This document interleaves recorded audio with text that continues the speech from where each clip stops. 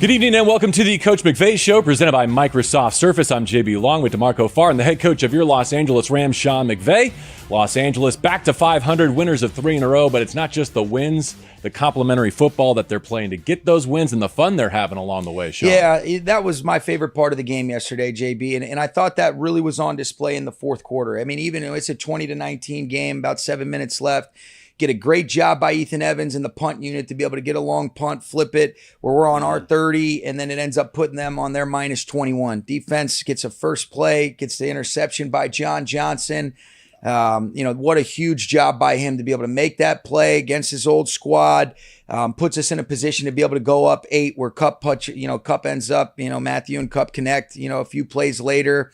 And then we end up getting the 4th down stop by Rush Yeast to then ultimately be able to go up a couple scores. That was so big. And when Kyren ended up finishing it off, but complimentary football on display at its finest, finishing a game. And then the fun was really fun when you watch Kobe Turner and Aaron, be able to close the game out the way that they did and doing all the conductor and, hey, everybody skipping off, and it was a lot of fun watching those guys do their thing. See, I'm glad they did it. You can make skipping cool again, right? We can skip instead of run. Hey, AD can make anything That's cool. what I'm saying. 99's doing it, but it's fun. I am a sucker for drama. I mean, look, I'd rather be undefeated, but there's something about fighting your way from under 500 getting back to 500 and having fun doing it. Yeah. Yeah, and I do think that there's been a grit established from this team through some of the setbacks and challenges that we've had to navigate through. And you guys have heard us talk about it each of the last couple weeks, and really coming off of the bye, I thought it represented basically a halfway point. We know we were 9 games through, but you knew you had 8 left. And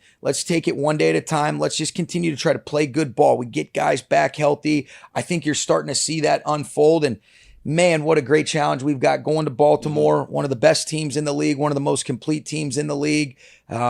And we love it, and that's what you want, and we're looking forward to another good week. But to be able to get the first 3 coming off of the bye and the way the guys have done it against Seattle, against Arizona, and then ultimately against the Browns yesterday, they were earned. And nothing's given in this league, and I think it makes you appreciate those things that you're talking about a little bit more. And we're establishing a toughness both physically and mentally that I think is going to serve us well as we keep navigating through December the way we want to do it. While we're skipping. Yeah. While we're skipping.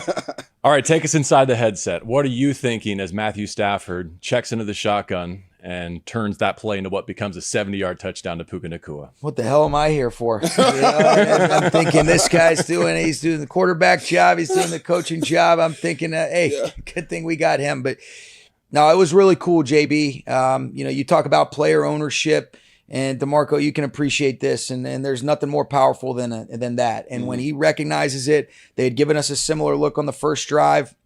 And as soon as they presented that again, he got to a check, ended up getting one of our best players on a middle run-through player with a lot of air. And the way he got that protection straightened up, the way that he ended up getting that ball up and down, I mean, what a location on the throw. And then what a finish by Puka. I mean, you talk about the power, the strength, and the speed to be able to finish that 70-yard touchdown. He's got a lot more gas than I think people realized on that play. And then on some of the jet sweeps, 30-plus yard run, and then a 45-yarder that I don't know about that one. Wow. But it's still, you could feel he was big time yesterday. But Matthew, I'm just thinking, what a G is really what I was thinking. I mean, that was awesome. I wish Taki had a GoPro just so I could see what that looked like going over his head. But we said, I think you went berserk, didn't you, on the touchdown pass on your call? Oh, I usually do, but the pass was unreal. What were you doing? Just sitting there calm? Actually, to be honest, I was still staring at the spot because I couldn't believe what I just saw. No joke. Yeah. What a throw. That's what I'm saying. That's got to be the hard part with Stafford. When you see stuff like that, hell, I'd call a pass on every single down if my guy can do that. Yeah, it was incredible execution and against a defense that is as great as they are, to be able to create some plays like that was big. To be able to have a 2-play scoring drive, what an awesome job. And all the credit goes to Matthew on that play. And then ultimately his teammates and then Puka being able to finish it. Here's a crazy coincidence is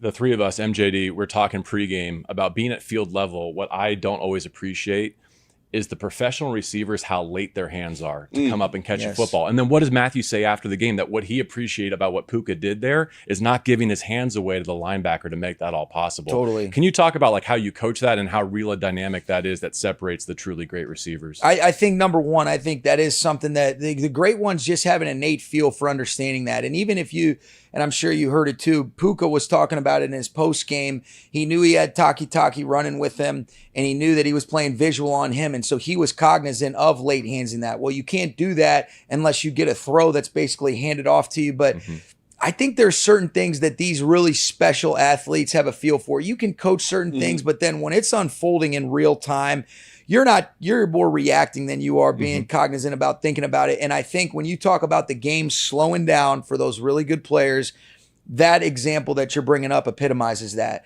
For Matthew to be able to do all the things that he did, and then for Puka to even be aware of, all right, I'm a rookie, but I'm on a middle. I've got a guy basically who's a middle run through player carrying me vertical with his back to the ball. And I know when this ball arrives, he's going to try to play through my hands or, make it more challenging. And the fact that it was such a great location enabled him to be able to stay in stride because the backside corner was overlapping where usually that'd be a catch tackle for, 35 yards, but instead it's a 70-yard touchdown. And so, I mean, those guys are ballers, and, they make you look like a lot better coach. No doubt. Now everybody's going to think they can get a Puka in the 5th. Right. Good luck. I'd be looking for guys running 4, 5, 7. That's what I'm saying. You kept saying good luck with that. How stupid of us was it to wait till the 5th if we knew that. That's what I'm saying. Tremendous. He's balling. How did he even get back in that game? I mean, seriously, how did he come back in that game? He was like Rod Tidwell from Jerry Maguire, man. He was down and then he's not down. Our guys are too young to appreciate that reference, but I think you guys can both appreciate that one.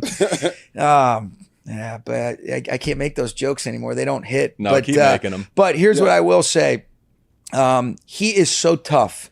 And I knew that if there was a chance that, okay, it's the shoulder, it's the ribs, he's banged up. If there was going to be a chance for him to be able to come back, he's going to do everything in his power. And you talk about a guy that plays for his teammates, loves to compete. And then what's the first play of the second half? He's combination blocking on a defensive end with Higbee for a big run to Kyren Williams on the left side. So I wasn't really too worried about the restrictions, and he certainly ended up erasing any of our fears. But the way he competed with the ball, without the ball, what an energy that he brings to our team, a toughness, a production, and the humility is so authentic and real. And love working with Puka Nacua. More than willing to block. Amazing. He is. Yeah, he gets in there. He's feisty now. Yes. Yeah, you got to respect that. And respect what was going on. I think Cleveland threw everything they had at you.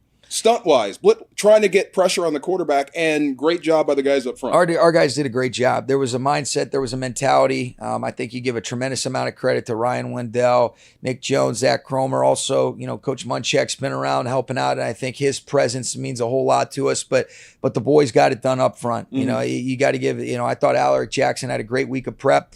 His mindset and mentality was right. Rob Havenstein's been steady and consistent. The toughness from Coleman Shelton, the leadership, the communication, and then Kevin Dotson and Steve Avila, really did a great job of straining.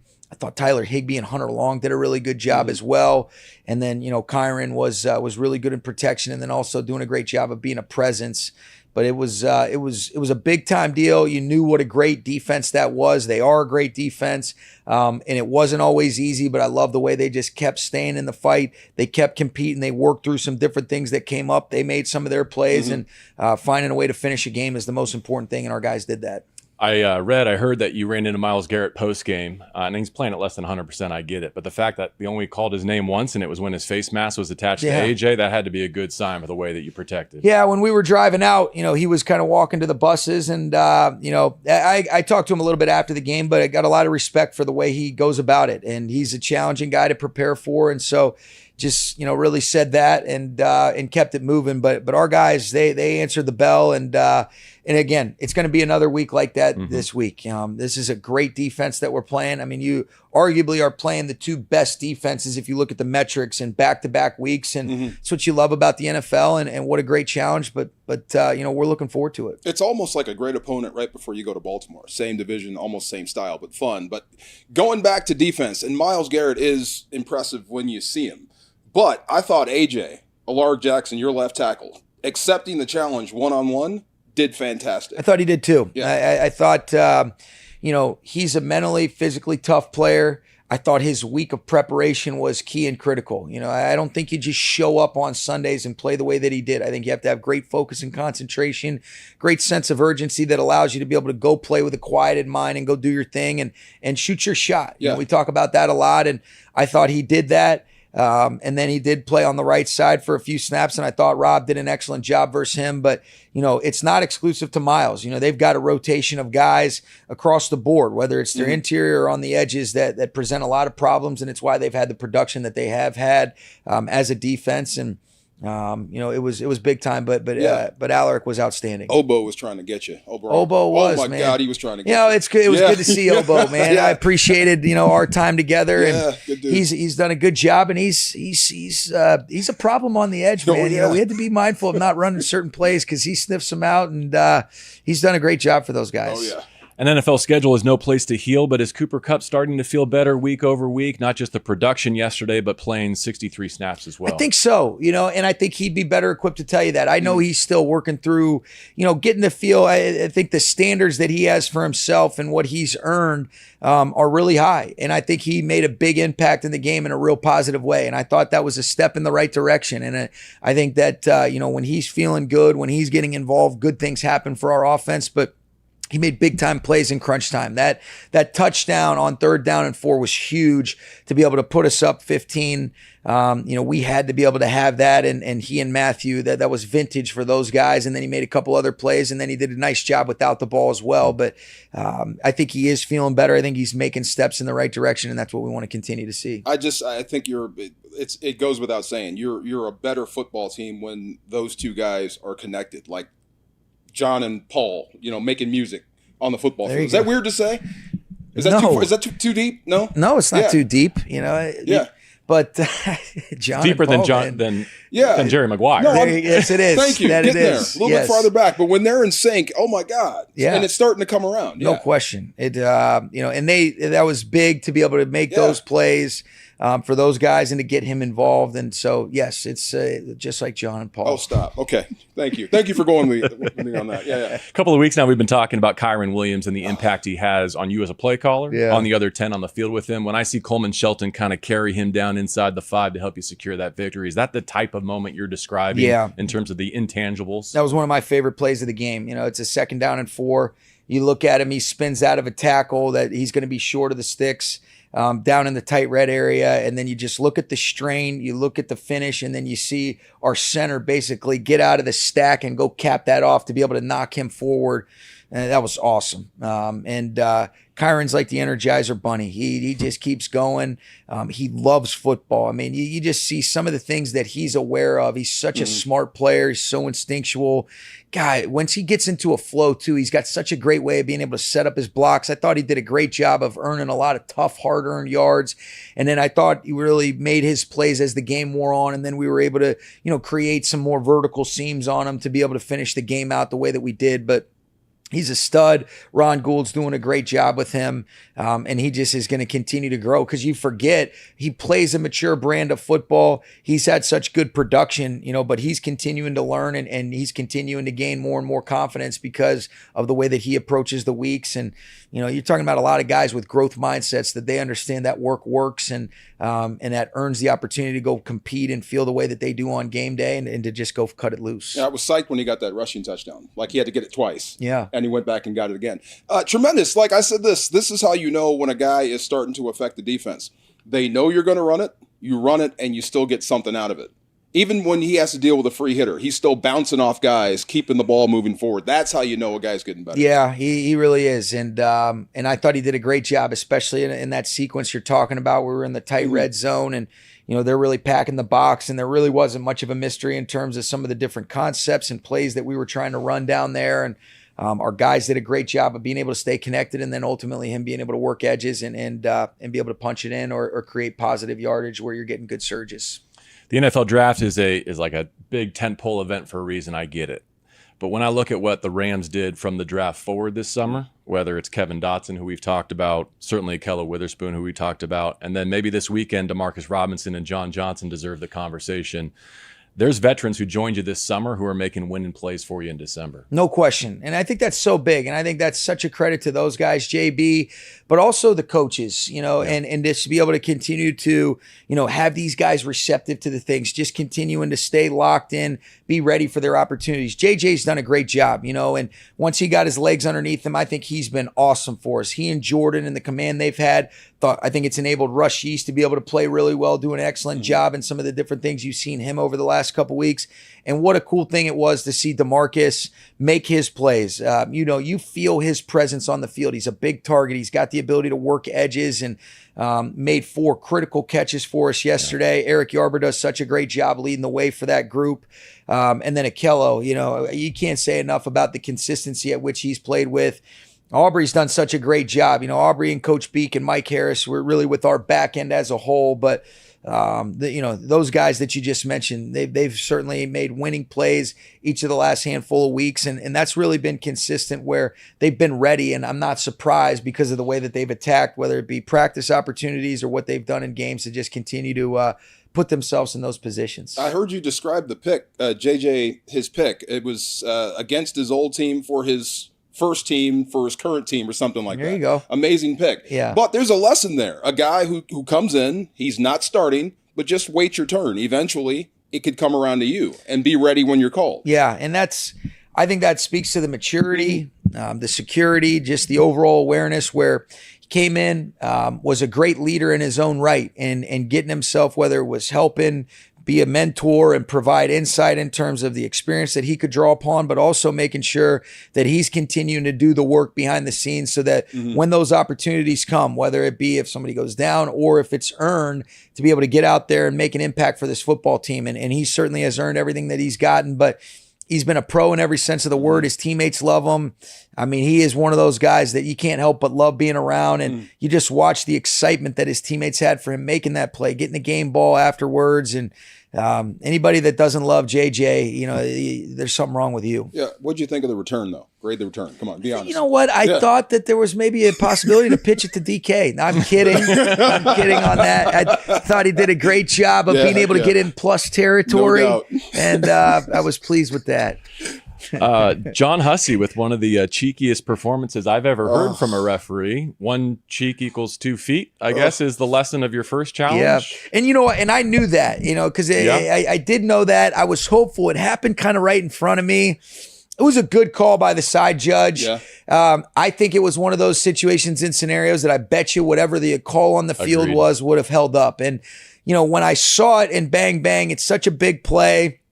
You feel like, man, maybe there's a chance that outside part hit first, but the cheek did hit. And, it was hard to say that I think that could have been overturned. And stupid challenge. No, the second one more than made up for it, though. That was huge. That was big. Foot on the sideline. Yeah, that was great job by our guys up top, being able to recognize that, get it communicated. I think really just our booth communication from the top down has been really good, and it's enabled us to be able to make some decisions. And there wasn't enough time, even on the first one where Moore catches it, where you're really saying, all right, you didn't necessarily get a look at the replay, but you're hoping and you're thinking that there's a chance. So let's go ahead and throw this out there. And it didn't work out in our favor, and lesson learned. Do they use the word cheek? Is that real? I was afraid to on the air, and then the referee just does it for me. Go ahead. He said it to the whole stadium. Why not? Works for me. Yeah, good stuff. Your defense. That was better than clearly the receiver was inbounds. Wow, was he emphatic on that, right? I loved it. Yeah, great stuff. Clearly DeMarcus was inbounds. Clearly. Yeah. How many times have you used that since the game? At least twice, right? Plenty. Clearly. Yes, this is empty. Just throw it away.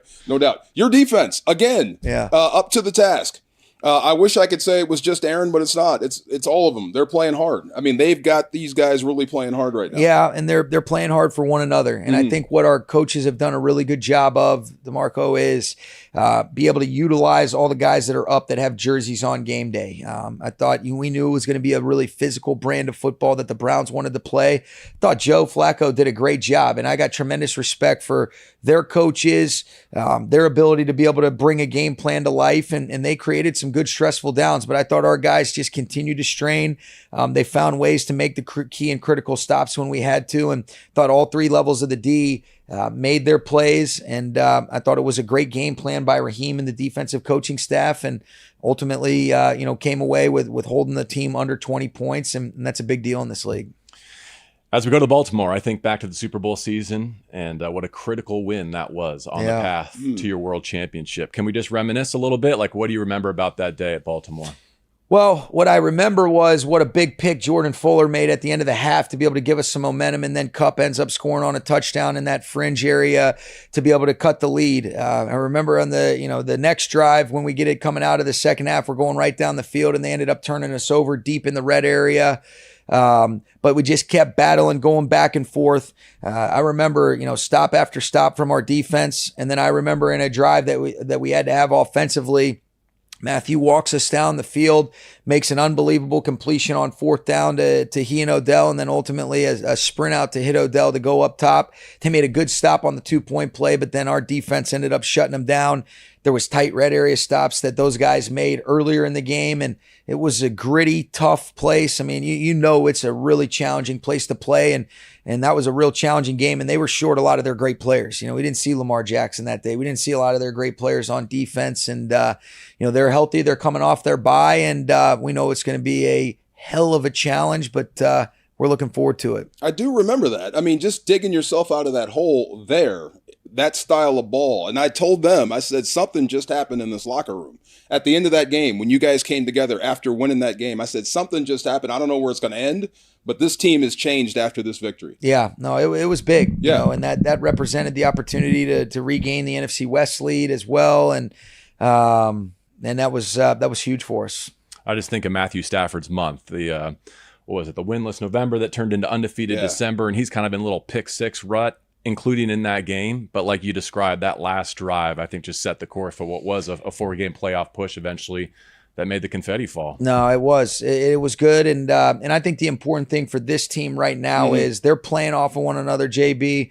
Every single week creates new challenges, but I do love the way that these guys have come off the bye, and really, I think we've gotten, stronger as a team. I think we're playing better football. I like the way they've prepared, and fortunately, we're staying relatively healthy. Obviously, you got your guys that are getting banged up with Higbee and Puka yesterday, but we're hoping that both those guys will, be ready to go this week. Yeah, efficient, smart, and physical. Great way to play. Like One more question about your quarterback. As a pure thrower of the ball, and you've been around a lot of quarterbacks, where do you put him? Just as good as there is ever. I mean, the stuff he can do and how he does it and where he puts it's unreal. Yeah, I think it's like the Michael, Kobe, LeBron types of conversations. They're all great. He's among the best to ever do it. And I genuinely and truly believe that. And there's a lot of other guys that are in that conversation, but the things that he can do from the work that he puts in, and then some of the talents that he was blessed with is unique and special, and why he has been so highly regarded and continued to really exceed those expectations that have been placed on him from a very young age, because he puts in the work, but he's as good as there is, and he does things with the football and can correct last second type of stuff that not many people in the world have ever been able to do. And it travels. That's the cool thing. Yeah. Great to be back in the playoff hunt here in the month of December. Can you imagine if your playoff spot were to be determined by a selection committee, though? Oh. That would be tough to stomach, I bet. That'd be tough. That's... If hopefully these situations don't arise when it goes to 12, right? This is the last year, unless you're Team 13, I guess. But see, here's the thing. Team 13 won't be undefeated. That's right.